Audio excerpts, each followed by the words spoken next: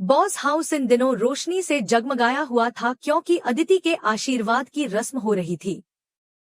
हर कोना खूबसूरती से सजाया गया था और परिवार के हर सदस्य के चेहरे पर उत्साह झलक रहा था। इसी दौरान वहां एक छोटी सी मासूम सी बच्ची की एंट्री होती है, वही झनक, जिसे अनिरुद्ध ने किसी को बिना बताए इस रस्म में इनवाइट किया था। झनक को जैसे ही वहां देखा गया, घर की कुछ महिलाओं के चेहरे बिगड़ने लगे, खासकर अर्शी के, जिसे झनक का वहां आना बिल्कुल रास नहीं आया। वह यह सोचकर ही जल उठी कि आखिर झनक को किस हैसियत से इस रस्म में बुलाया गया। झनक थोड़ी सहमी हुई सी नजर आ रही थी, क्योंकि यह वही घर था जहां उसके असली पिता रहते थे, एक सच्चाई जिसे अभी तक किसी ने पूरी तरह से स्वीकार नहीं किया था। झनक को देखकर अर्शी ने तुरंत अपनी चालें चलनी शुरू कर दी। उसने झनक को ऐसे ट्रीट करना शुरू कर दिया जैसे वह घर की कोई नौकरानी हो। झनक, वो गिलास साफ कर दो। झनक, वो फूल ठीक से सजाओ। जल्दी करो, यहाँ कोई समय नहीं बर्बाद करता। उसके एक के बाद एक आदेश झनक को चुभने लगे। लेकिन झनक कुछ नहीं बोली, क्योंकि उसके अंदर अभी भी उस घर के लिए एक मासूम सी उम्मीद बाकी थी। बाकी मेहमानों के बीच झनक को इस तरह से आदेश दिए जाना कुछ लोगों को अजीब जरूर लगा, लेकिन अर्शी ने माहौल को ऐसा बना दिया था कि सब चुप थे। अनिरुद्ध, जो कुछ देर बाद हाल में आए, उन्होंने जैसे ही झनक को देखा, उनकी नजरें एक पल को ठहर गईं।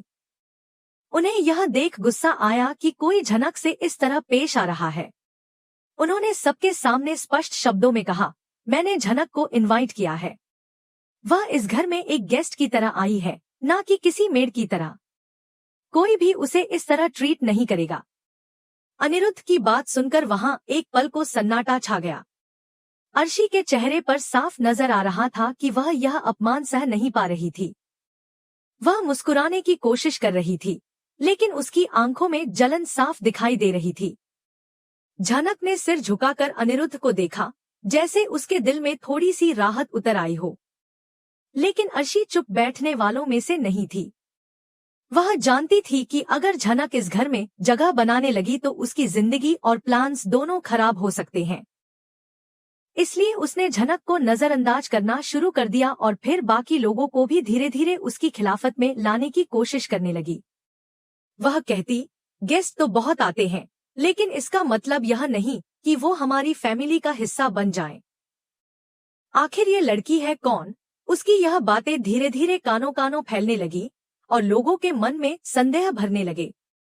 झनक, जो खुद को उस भीड़ में अलग थलग महसूस कर रही थी, अब खुद से सवाल करने लगी थी, क्या उसे यहाँ आना ही नहीं चाहिए था?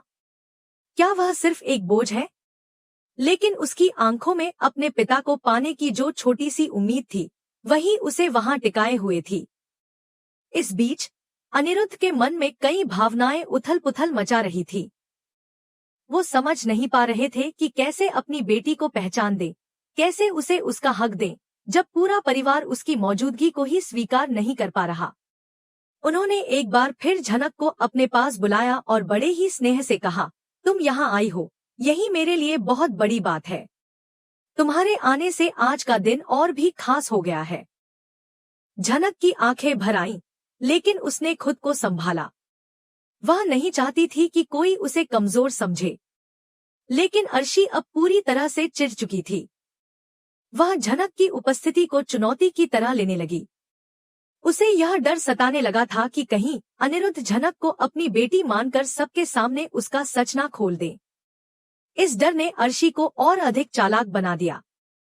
अब वह झनक से और भी छोटे छोटे काम करवाने लगी, कभी फूल लाने के बहाने, कभी रसोई में मदद के नाम पर। झनक ये सब बिना विरोध किए करती रही, क्योंकि उसके पास विरोध का कोई अधिकार नहीं था। लेकिन इन सबके बीच बासु हाउस के कुछ सदस्यों की नजरों में झनक के लिए सहानुभूति जागने लगी थी। कुछ ने महसूस किया कि इतनी छोटी बच्ची अगर इतनी विनम्रता से व्यवहार कर रही है, तो उसके पीछे जरूर कोई बड़ी कहानी होगी। आशीर्वाद रस्म के दौरान जब पंडित जी ने सभी बच्चों को आशीर्वाद देना शुरू किया, तब अनिरुद्ध ने झनक को भी बुला लिया और उसके सिर पर हाथ रखते हुए उसे आशीर्वाद दिया। यह दृश्य अर्शी के लिए किसी झटके से कम नहीं था। वह यह सहन नहीं कर पा रही थी कि जिस लड़की को वह मेड समझ रही थी, उस पर अनिरुद्ध इतना स्नेह लुटा रहे हैं। झनक को पहली बार ऐसा लगा कि वह किसी अपने के बीच है। उसे लगा जैसे उसके पिता ने उसे खुलेआम स्वीकार नहीं तो किया, लेकिन संकेत जरूर दे दिया है कि वह अकेली नहीं है। लेकिन इस सुकून के पीछे एक और तूफान छिपा था। अर्शी की जलन अब नफरत में बदल चुकी थी, और इस नफरत की आग में क्या कुछ जलेगा, इसका जवाब आने वाले एपिसोड्स में ही मिलेगा। अभी के लिए झनक ने वो पहली सीढ़ी चढ़ ली थी जहां से वह अपने हक की ओर बढ़ सकती थी, लेकिन यह सफर आसान नहीं होने वाला था। बासु हाउस में अदिति की आशीर्वाद रस्म के बाद भी माहौल पूरी तरह शांत नहीं हुआ था। उस शाम की गूंजें अब भी दीवारों में दर्ज थी, और झनक की मौजूदगी ने जैसे सभी के दिलों में कोई अधूरी कहानी छेड़ दी थी। अनिरुद्ध की आंखों में वह भाव अब भी झलक रहा था जिसे झनक ने पहली बार महसूस किया था, एक ऐसा स्नेह जो वर्षों से उसे मिला ही नहीं था। लेकिन जहां एक तरफ झनक इस नए वातावरण में खुद को समेटने की कोशिश कर रही थी, वहीं दूसरी ओर अर्शी की बेचैनी बढ़ती जा रही थी। वो अब केवल झनक से चिढ़ नहीं रही थी, बल्कि उसे लेकर असुरक्षा की भावना गहराती जा रही थी।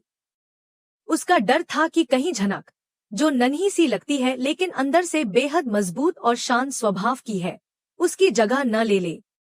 अर्शी ने अपने परिवार में जो भी प्रभाव और सम्मान बनाया था, उसे खतरा महसूस हो रहा था, और इसी डर के कारण अब वह झनक को नीचा दिखाने के हर मौके को भुनाने लगी थी।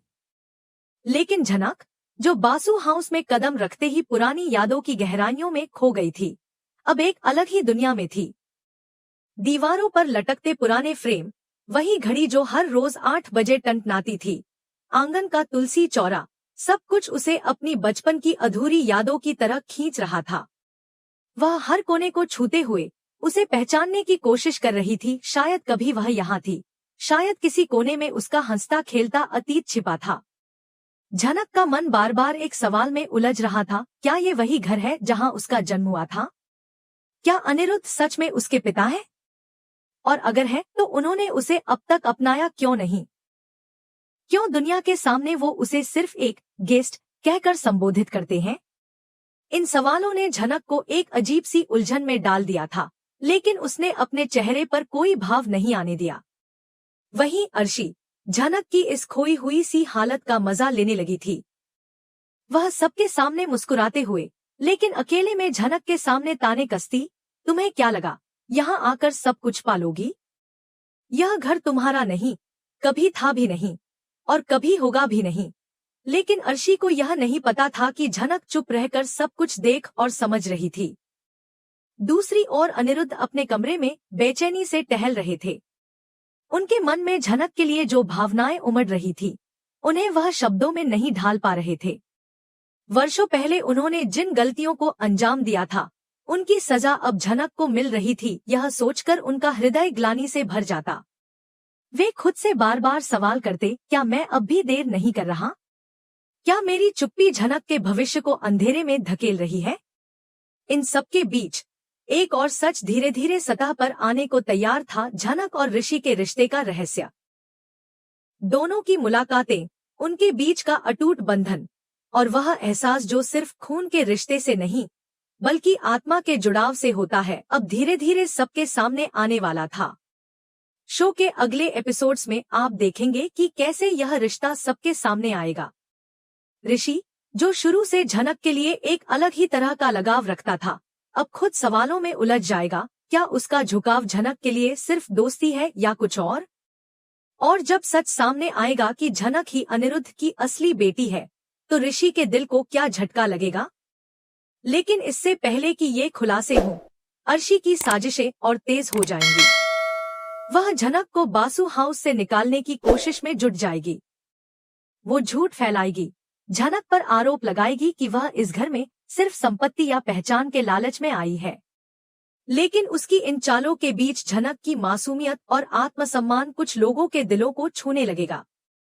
बासु हाउस के कुछ सदस्य अब सवाल पूछने लगेंगे, क्यों एक छोटी सी बच्ची बार बार इस घर की ओर खिंचती चली आती है? क्यों उसकी आंखों में हर कोने के लिए वो अपनापन है जो सिर्फ अपने ही महसूस कर सकते हैं?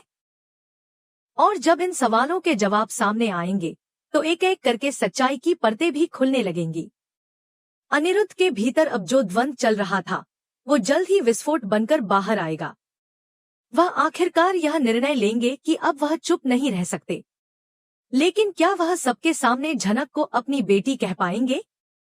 क्या समाज, परिवार और अर्शी जैसे लोग उस सच्चाई को स्वीकार करेंगे? झनक, जो अब तक सिर्फ अपने अस्तित्व की तलाश में थी, जल्द ही अपने अधिकार की लड़ाई में कूदने वाली है। उसका धैर्य, उसकी समझदारी और उसका शांत स्वभाव अब एक ऐसे रूप में बदलने वाला है जो उसे उसकी असली पहचान दिलाएगा। और तभी आएगा वह मोड़ जब अर्शी और झनक के बीच का ड्रामा एक नेक्स्ट लेवल पर पहुंचेगा। यह सिर्फ दो लड़कियों की लड़ाई नहीं होगी, यह पहचान, अधिकार और सच्चाई की जंग होगी। कौन जीतेगा और कौन टूटेगा, इसका फैसला अब नजदीक है। तो अब तक जो देखा वो सिर्फ शुरुआत थी। असली कहानी तो अभी बाकी है। जो राज अभी भी अंधेरे में है वो जल्द ही रोशनी में आएंगे। इसलिए शो के आने वाले एपिसोड्स को देखना बिल्कुल भी मत भूलिए, क्योंकि अब कहानी उस मोड़ पर है जहां हर पल एक नया खुलासा, एक नया संघर्ष और एक नया फैसला लेकर आएगा।